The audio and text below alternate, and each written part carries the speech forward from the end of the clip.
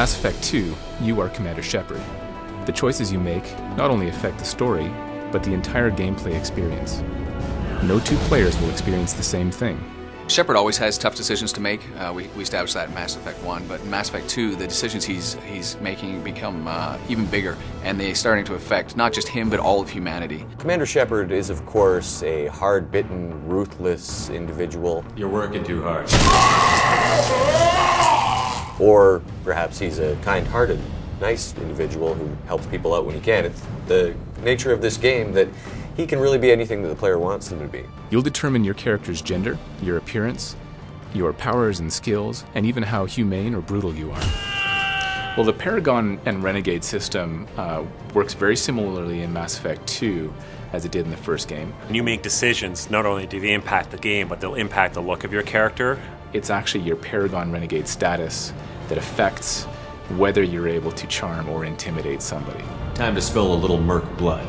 Glad to see you haven't changed. This game, we wanted to give you the ability to personalize your armor. You can choose color, tint, there's camouflage, there's striping, there's various material variants. You get the armor that performs the way you want it and looks the way you want it. The player will appear in all cutscenes exactly the way they want to appear. So all their armor will be there, all their exact guns. So that's really exciting because it helps to draw the player that much more into the cinematic experience, because that is their character playing out that adventure. Well, I think everybody loved the idea that you could go off the beaten path of the story and explore the galaxy. In Mass Effect 2, you're actually burning fuel. When you actually get there, you feel like you've really gone somewhere far away. Scan planets by moving the scanner around, turning the planet.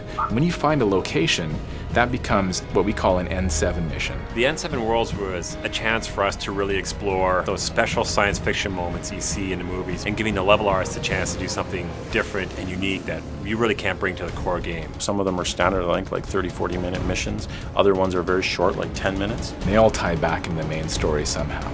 They relate to the Collectors, they may relate to the Reapers, ongoing stories with various mercenary groups, Cerberus. These things are all kind of woven through the expanded galaxy. They're optional. You don't have to go out and do these things. But because the idea of Mass Effect 2 is getting ready for a suicide mission, you want to make sure that you have all the upgrades that you need. Just because we can follow the Collectors doesn't mean we can take them out. I don't want to go after them until I know we're ready. If you don't have your guns upgraded, for example, on the Normandy, there will be repercussions in the endgame for not having that. So it's obviously in your best interest to go out and make sure that you explore and do these research missions. Mass Effect 2 is your story. How will you play? The more people we have on our side, the better our chances of success. Shepard! We need to keep building up the team. It's your call, Commander. Whatever you decide, we're with you.